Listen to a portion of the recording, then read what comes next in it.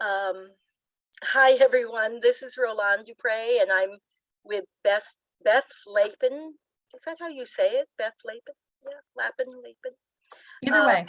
No, And seriously, either I way. know, I know. Well, We've been we've been knowing about each other for several years since she was in an author in Middletown, and I had arranged for a Allison event. This is going back several years, and Susan Allison was a poet laureate of the first poet laureate of Middletown. Although she discovered another poet laureate in the 1890s that she wrote about too. But Beth, it was wonderful to meet you with and have that connection with Susan. And yeah, yeah. talk about Susan a little bit. Yeah. Susan was a part of my muse in many ways. So Susan, in addition to being the poet laureate, ran a local bookstore and performance space. And she also offered a writing group at the Community Health Center that was for some of the clients, but also open to the public. And I started working there and was assigned to be her assistant. And partway through the year, she decided she needed to move on. And so I became the writing group facilitator. And every week I had to come up with prompts and start writing. And I hadn't really organized my writing and focused on it until that happened. So that was, part of the impetus.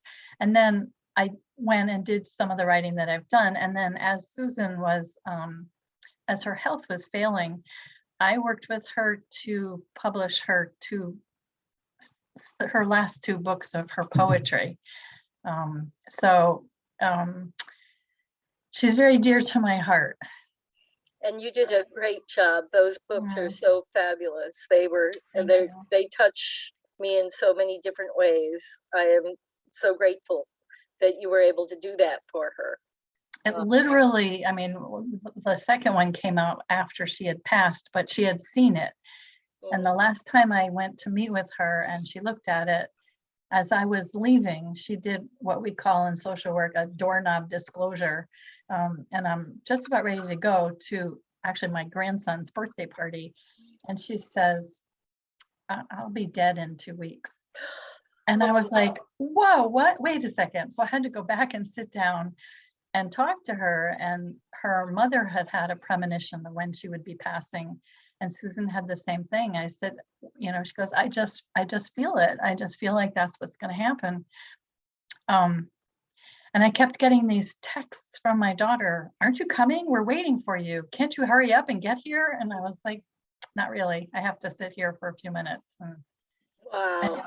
And she was pretty much on target. Yeah. I remember very vividly. Yeah. But you said something about the writers' organization, and I mean you've written so many different things, and you're so versatile. You've written about social issues, and the Caravan of Dreams is about a Gypsy family living in East Hartford, Connecticut. Here we are in East Hartford. Yes. And I saw in our history that you did a presentation here back in 2015 or 16 when the book came out. And we have a copy here, and it's been well used, I have to say. So, but then you also write a lot about nature and I mean, so many different topics. And can you talk about that? Because organizing your work is a huge deal when you write about so many different things. So I guess I'll say two different parts. First of all, I think that what we write about depends, it's broken down in my mind in a couple of different ways. I think we write about what we know. So in one of my books, To Say Goodbye, I wrote about kayaking, and my character went kayaking and I kayak. And so I wrote everything that, was based on what I knew. To the point that a friend of mine went and purchased a kayak using the descriptions in this book. So that was kind of funny. I think we write what we research. So I had a character who needed to go to Mexico City. And I had a comment from one of my readers saying, I love the way you wrote about Mexico City. I had been there. It brought back all the memories of my trip to Mexico City, which was really great because I've never been there. And You wrote about it and you never were. Everything I got from online, and you can do so much research now by using online resources, maps, and looking at the streets and trying to figure out restaurants and hotels and things like that. So we write what we know, we write what we research, and then sometimes we write what is given to us. And I've had circumstances, and my background is science, biology, but I have been sitting here typing away, and my main character's mother shows up. And I literally looked over my shoulder and I said, he doesn't have a mother. And I erased it. I took it all out, and she just came right back. And so I said, all right, I guess she's here. And she turned out to be fairly pivotal in that book and also the sequel. So, you have to be open to what kind of comes your that way. And when you say she showed up, that means that you sort of stream of consciousness sort of attached yourself to her somehow. Well, I'm typing about my main character, and he gets a phone call from his mother as I'm typing these words. A mother, so, but sure enough, she came, and she was pretty important. And I've had other experiences too. When I wrote Caravan of Dreams, the family member from the family in East Hartford had sent me copies of death certificates from the actual family. And when I asked her some questions, she said, well, take them and hold the death certificate, see what comes. And I'm like, but there were certain pieces in there that I just started typing, and things came, and I just let them. And it's not my original character to let that happen, but I've learned to trust that. Kind of an intuition. You like, or I don't even know. I don't know what it is. Well, it's fun. It's fun when it happens. When I wrote Caravan of Dreams, I did it with a writing group, and every week I'd bring a chapter and they'd look at it. And then when the book was complete, the first draft, and I revised it, we had a session where people read the whole thing all over again. And then we met at my house to talk about inconsistencies or other things that they found. And the main character in this book is Victoria. And as we're sitting there, the lights in my kitchen started flickering. Really, right? It never happened before. It didn't happen after. And they're all looking at me and they're like, Victoria's here. You just have to kind of go with it, I guess. So. Wow. Yeah. And it's a great book. Well, thank you. It's an amazing family. I mean, I still am getting emails from people who say, I think you wrote a book about my great-great-grandmother, and where did you get your information, and who do I know in the family, and how can I connect with them? And so it's brought the family connections too, and which is great. Yeah. And, I think a lot of writers, writing what they write about their family. But so can you say a little bit about that? Because you're writing kind of for this family in some ways, right? Right. And that made me really nervous because I wanted to do it accurately. It's a book about a group of people that are maligned. And this particular family was very honest, straightforward, good citizens. And I really wanted to address that stereotype that was inaccurate. So I really wanted to do it right, I guess was I wanted to do them justice. So the one person in the family who was helping me with the information at first, her name is Marty.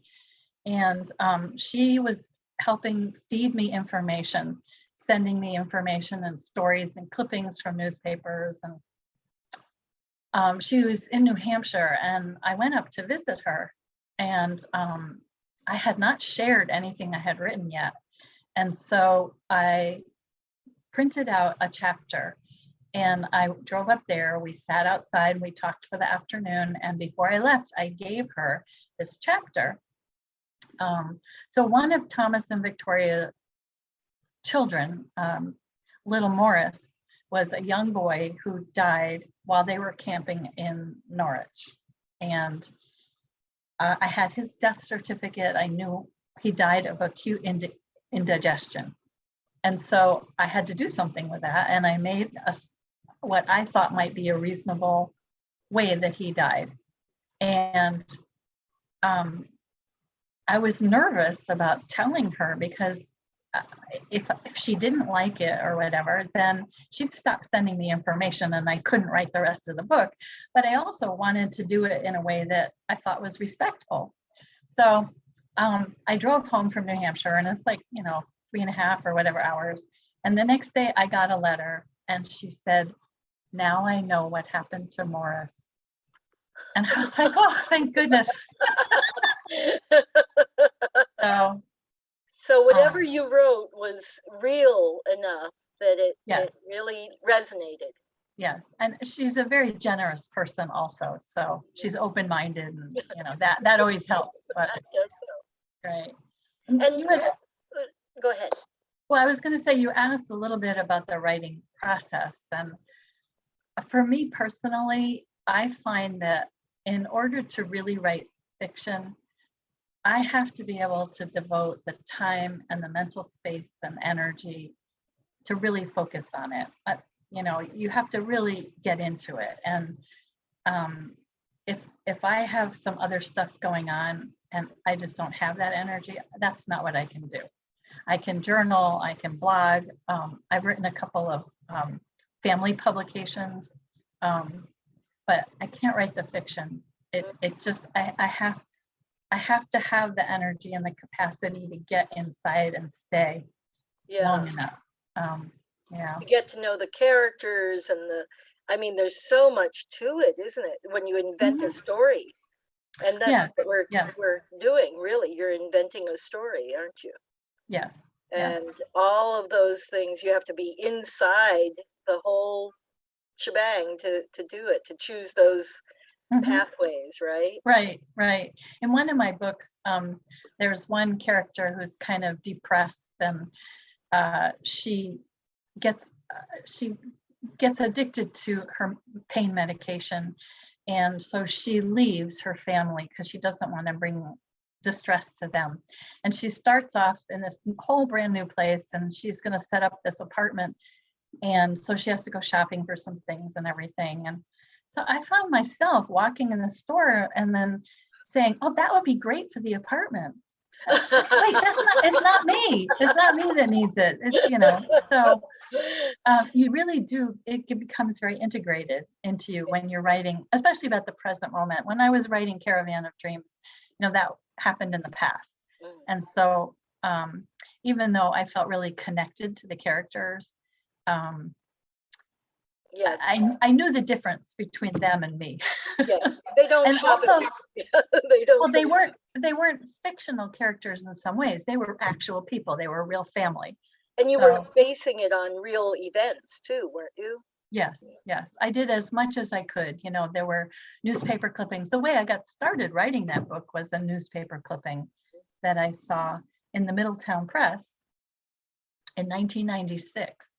And they used to have a section that said 50 years ago today, 100 years ago, and in that particular day, it said 100 years ago, Mrs. Victoria Williams was found dead on the railroad tracks in East Hartford, and her husband, the king of the Gypsies, had died recently. I looked at that, I didn't know there were gypsies in Connecticut, and that really intrigued me.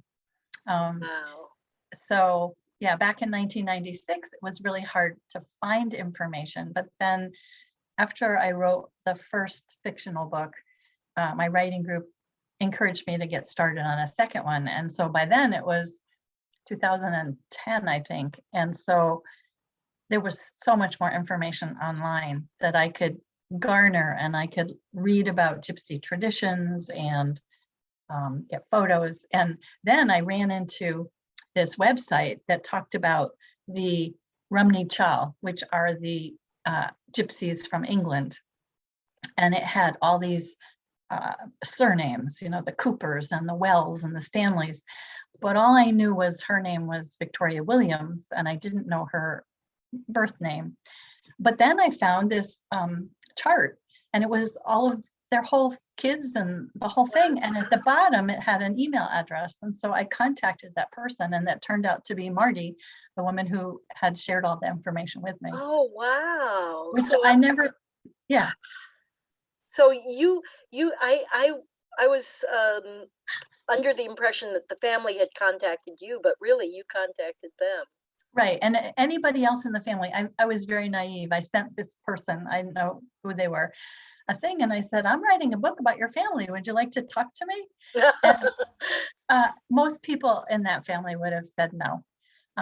Marty's father was Thomas and Victoria's grandson.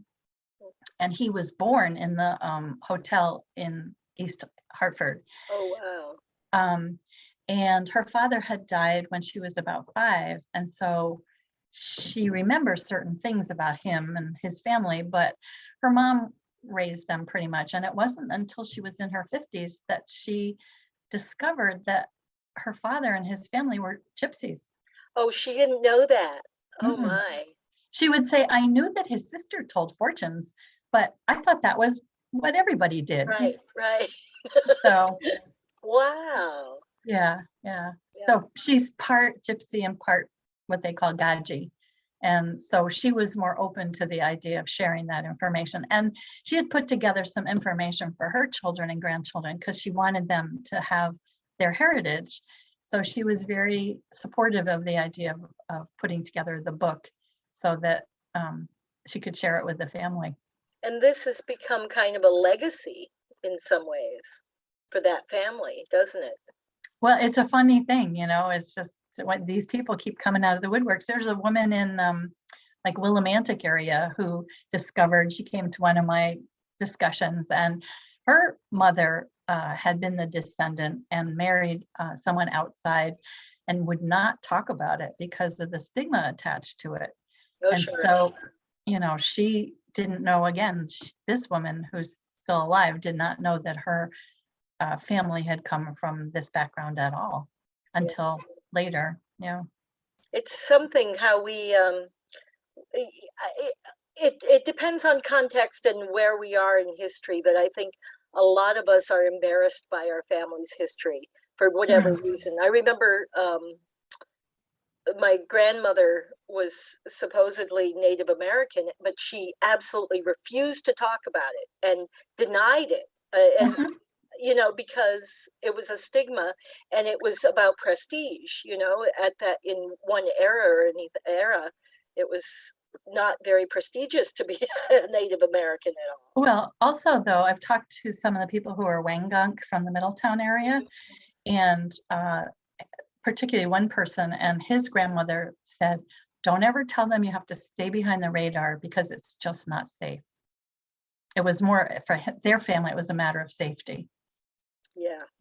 So, yeah, if you can get by without people bullying you, and wow. Yeah. So I want to hear more about your nature writing, though. Can you just speak a little bit about that? I know we don't have much time, but well, most of the things that I write about nature are in my blog format. And I've been doing a number of different hiking challenges. So way back, I don't remember the date, but I had a friend who called me up and she said she wanted to go out hiking, and she wanted to get the patch that the Connecticut Forest and Park Association offers if you hike a particular blue trail from beginning to end. there's a couple of the trails and they'll give you a patch. And she wanted to do that, but she gets lost in the woods. And so she wanted to know if I would take her, basically. So we spent, I think it was 18 months it took us to do the Mattabasset Trail. We did it in sections every month or so. And we did the whole thing and we got our patch and we did a little celebration and that was fun. And so then she and I kept walking together, hiking together, and we did a piece of the airline trail in Portland.